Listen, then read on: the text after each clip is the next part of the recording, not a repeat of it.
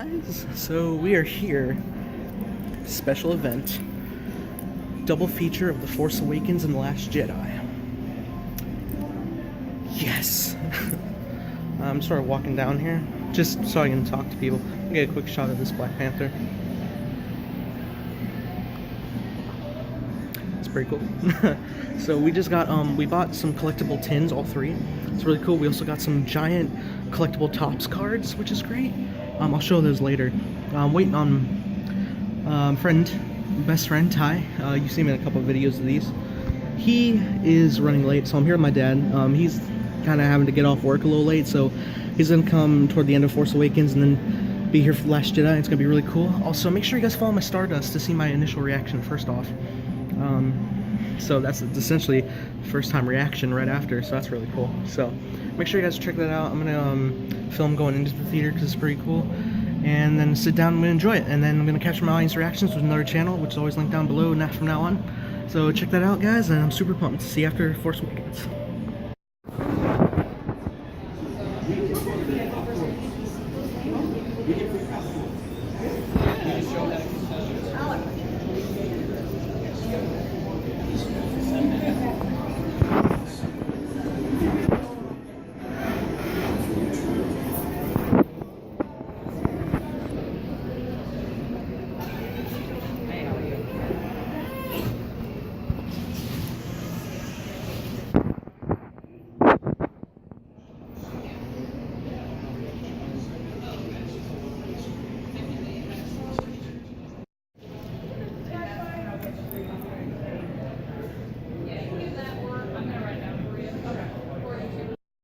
So, currently dinner time. So Force Awakens was really cool, of course. It was really great that the fact that they made it in IMAX. It was actually the IMAX print because the scene they filmed in IMAX, the Falcon chase, was formatted for IMAX. Like the screen expanded. It's the actual original print, which is really awesome. And cool print behind there. So I'm about to head back in. Best friend got here, so we're all gonna hang out. We're gonna eat the same meal. It's gonna be great, and then we're gonna experience The Last Jedi that I have not been spoiled for. That's amazing. So may the Force be with you guys. I'll see you after. All right, guys, we are back. We are back home. What an amazing time. That really was. I'm actually going to get up real quick. I'm going to go ahead and showcase some things I received from the epic double feature we had. So first off, let's take a look at the lanyard.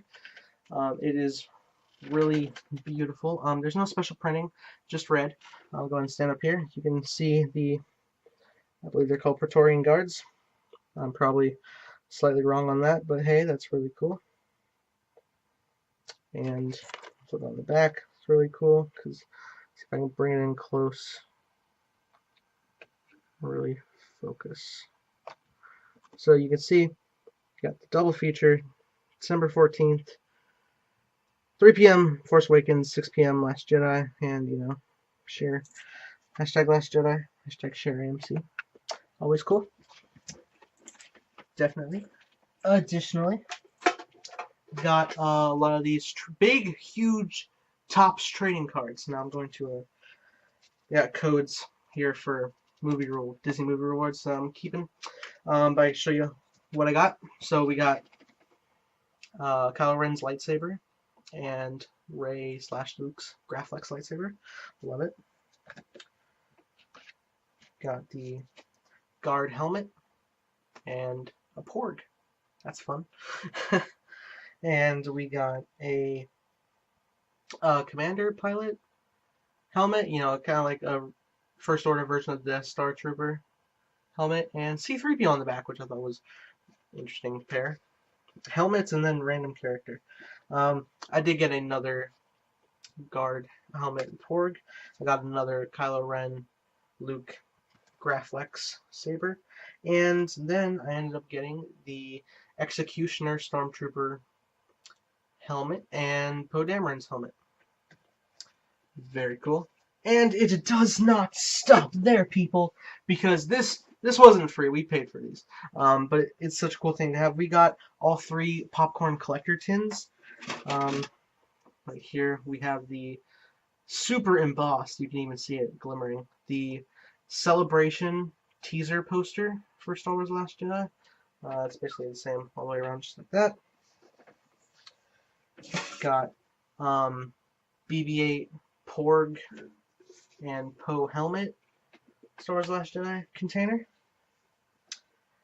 and the character posters for Last Jedi of Finn, Rey, and Kylo Ren all together. That is really cool. We did not fill popcorn in this because nobody would want to watch this, and we want to keep these around for a long time. So that's the special things I received. Set them aside right here. Scoot up a little more because we got an extensive list to talk about. There will be a separate video of spoilers. I'm going to make the initiative to not just tag it at the end. I'm going to be editing, don't worry, and it will become in the next day or so, and hopefully I'll add visual aids and stuff. Good editing, a nice video. So we got a lot to talk about non-spoiler wise, so it's going to be vague, don't worry, but I do want to tackle some things. So my first topic is story, but I'm going to be as vague as the trailers were, because as Luke says in the trailer, this is not going to go the way you think. That line not only applies in the film, it applies for the audience. This film, I had expectations while watching, and they go the complete other way. It was very refreshing to see. Look down this way so there's not much glare. Looking over, yeah, so the main story we know from The Force Awakens at the end that Rey visits Luke, and she's not sure what's going on with this Force thing, and she needs help. She needs to be trained, which I totally understand. I don't know why I'm saying that. So there's that, as well as the First Order and the Resistance fighting with one another. I'm not going to tell you how the situation is while they're fighting, because you need to watch that as it played out, because there's a lot to give away in this film, and the marketing lately has been advertising with TV spots, don't let anyone spoil this, and there's a lot to spoil, so come back for the spoilers after you see the film in a separate video, don't worry. So we're just going to talk characters. I enjoyed the story, by the way. Duh. So first up, we got Rey. Rey was fantastic in this film. It was really cool seeing her initial origin in The Force Awakens, but this one, we delve into Rey and how she's handling the Force, and a grumpy Luke Skywalker. Again, we see these in the trailers. Don't worry, no spoilers. And it's really interesting to explore, because she's still the sweet, kind Rey we've gotten to know, but there's so much more to come, and that she has to deal with, and it's heavy, and it's amazing. So stop right there with Rey, because there's a lot. Poe is a huge role in this, like way step up from The Force Awakens. We know in The Force Awakens he was initially set to die, but JJ wrote him back in because Oscar Isaac didn't want to play another role where he dies. Understandable. It's Star Wars. And he's really a leader in this, and he really takes charge.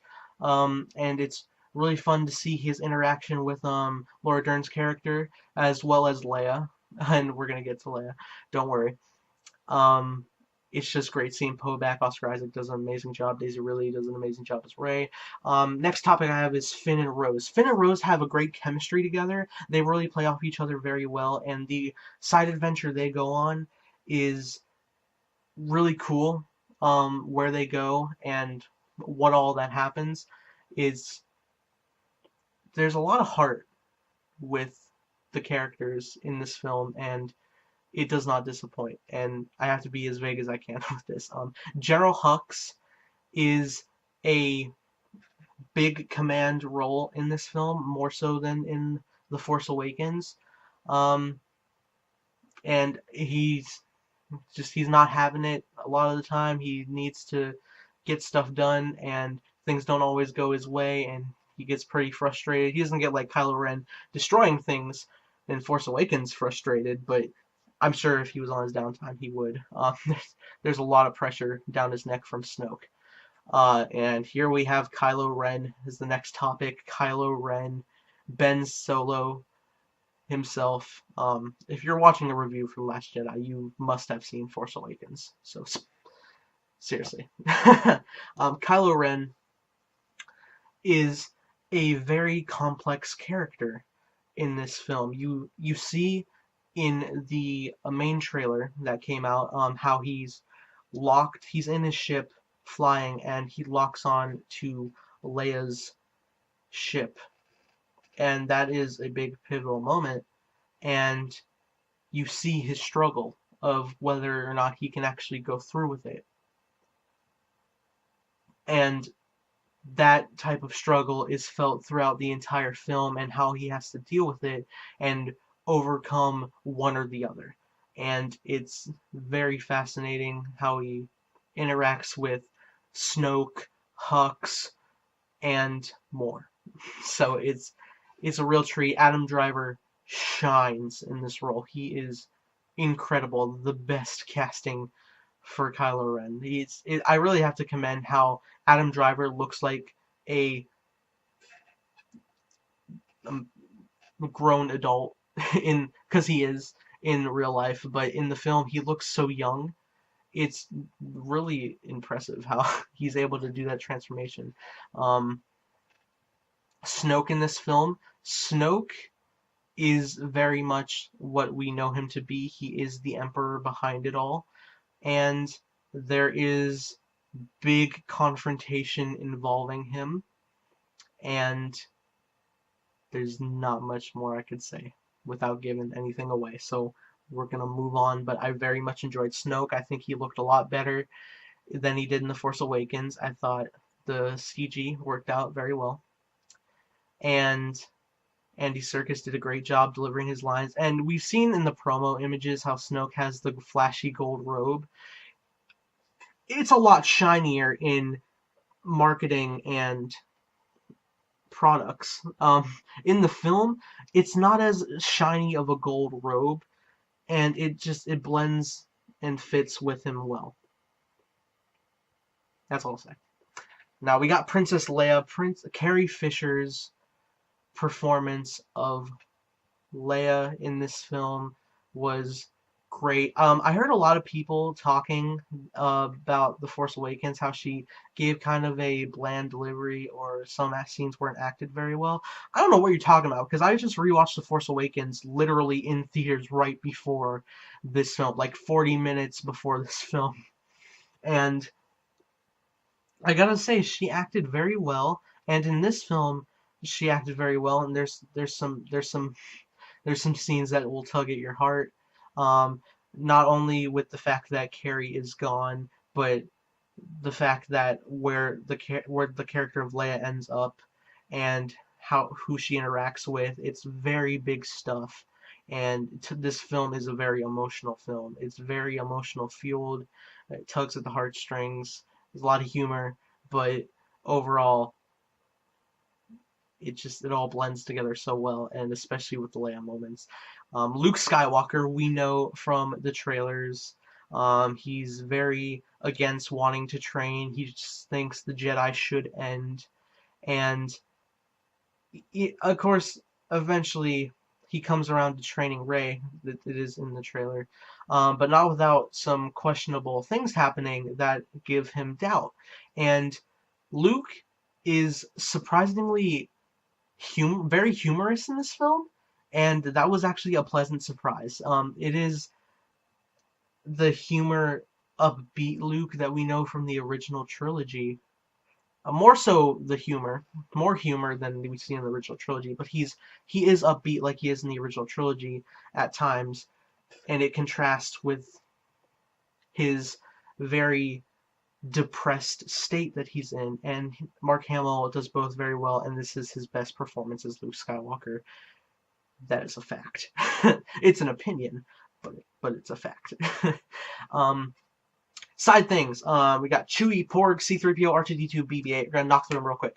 Chewie was really fun in this. He doesn't do a whole lot. Of course, he does a lot, but he's not a main focus character we're following. He's with other characters, and he's working to get things along, and that's really how Chewie is a lot of the time, and it's always fun. We got the Porgs, and the Porgs I think worked. I think they're really cute. I am in full force of them. I know there's a lot of people that hate them. There's really no need to. I mean, I know you can view it as they're just made for marketing and they're just there for product placement to sell toys. And yes, that can be made arguably, but the Porgs are they have a few scenes. They do have quite a few scenes, but they're not super long. Hey, look at me, hit you over the head. Take out of the film, focus on this for a long time, and keep that in your memory. And because there's a lot of funny things that happen with the Porgs, and mainly every time the Porgs are on screen, it's funny, but it's really fast. The film does not rely its humor solely on the Porgs. It just takes how the environment would work with the Porgs and the other characters and makes it work. Like if Chewbacca is there and he interacts with the Porgs, that's how that interaction would go. Or if a Porg gets on the ship, that's how it would go. And it makes sense and the humor works, I feel. C-3PO, he's not used a whole lot. When he is, it is also for comedic purposes. Except for one part at the end, which I won't say. Because it is a very cool scene. Won't say it. But 3PO is used a lot for humor. You know, the way 3PO is known to be, we follow him being that way, or people calling him out being that way, and it's very funny. It's basically making fun of 3PO while he does so, and it works. R2-D2 is used, of course. He does very intricate things that involves locking into different ports.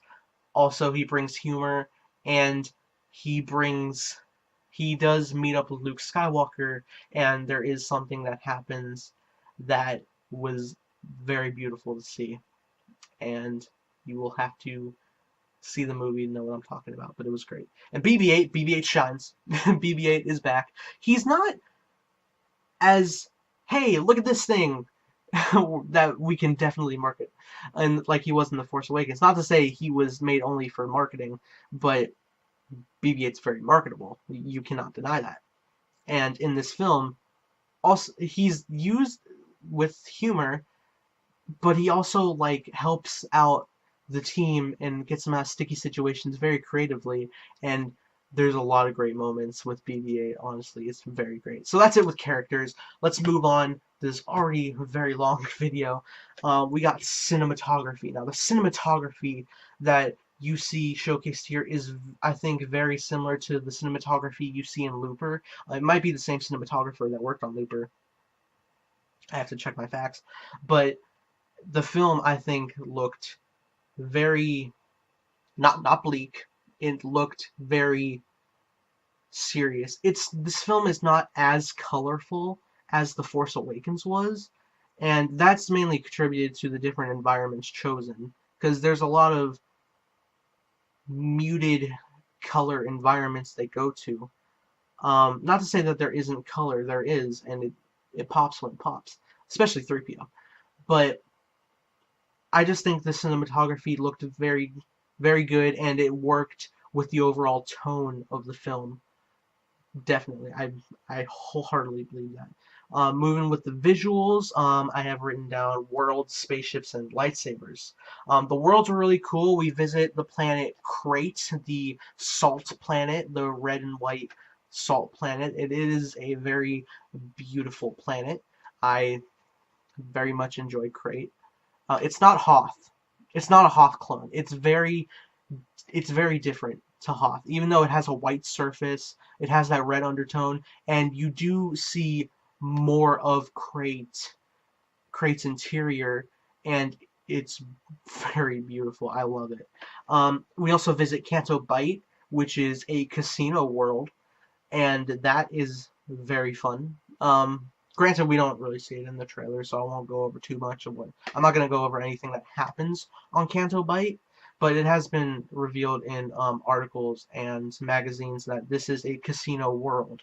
And you can read a book about Canto Bight, I believe, that just came out. And it is a very creative world. It's very much the Vegas of Star Wars. And it's very fun. I would probably, if I was wealthy enough, I would visit Canto Bight. It looks very amusing.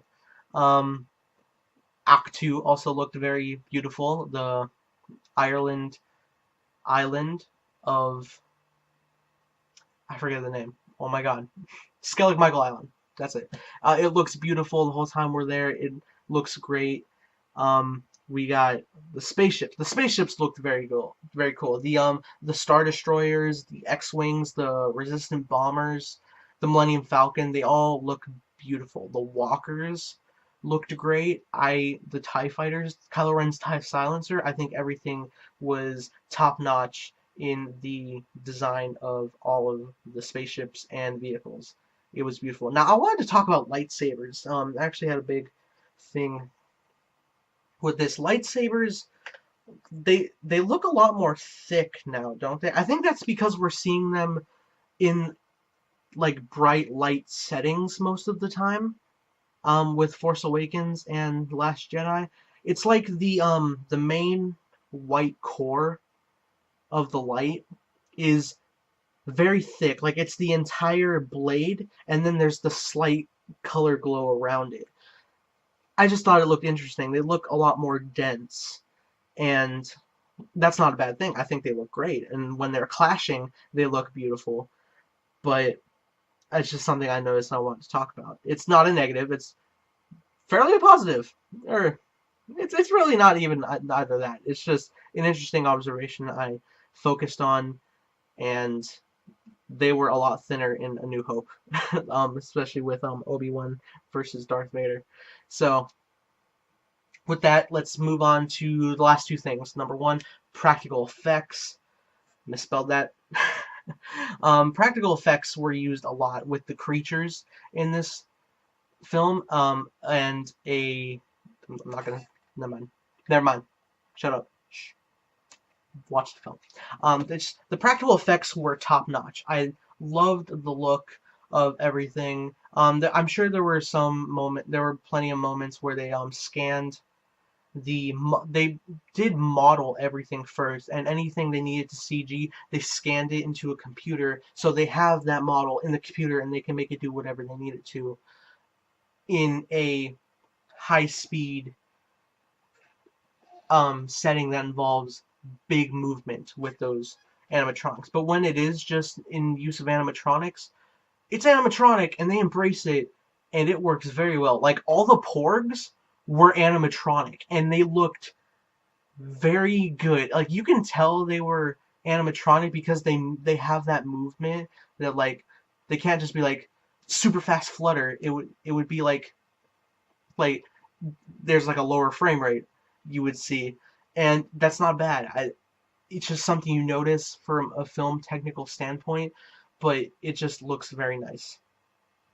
So I just wanted to touch on that. And then finally, John Williams' score was very good. It was very good. This always happens every time I hear the new John Williams score. It happened with The Force Awakens, and it's happening here.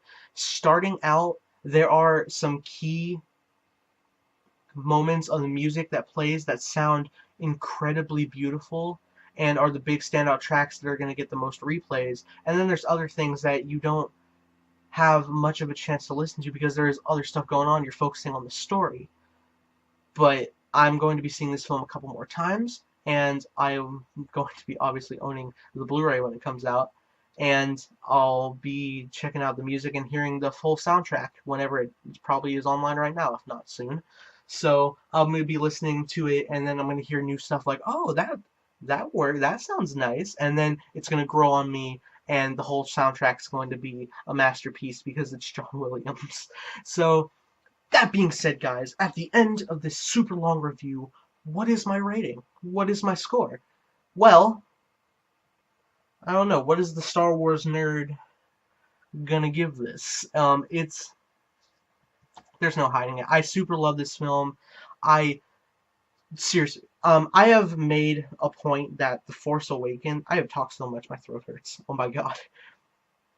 I have made a point time and time again in multiple videos that The Force Awakens is my favorite Star Wars film because of the way it makes me feel, of how it brought these characters that I instantly fell in love with, and it just makes me happy. The Force Awakens, and for that, along with many other reasons, The Force Awakens is my favorite Star Wars film, or it was. The Last Jedi is now my favorite Star Wars film, and if you want to know my ranking of the Star Wars film, basically, chronologically, it goes from worst to best. So, my least is Phantom Menace, and then you would climb Attack of the Clones, Revenge of the Sith, Rogue One, New Hope, Empire Strikes Back, Return of the Jedi, The Force Awakens, and The Last Jedi. So I am giving the final score 5 stars and best film in the saga. It really is a very deep film that goes over really cool things. The Force is explored in a new way that I'm going to get into in spoilers in the separate video. So make sure you come back for that after you see the film. And it's just, this film was beautiful, incredible. I'm so happy I got to meet Rian Johnson at Star Wars Celebration. I hope I can meet him again one day to tell him, hey, you knocked it out of the park with The Last Jedi. Thank you so much, Rian Johnson. So, with that being said, guys, I'm going to get a drink before I film spoilers because my throat is dying.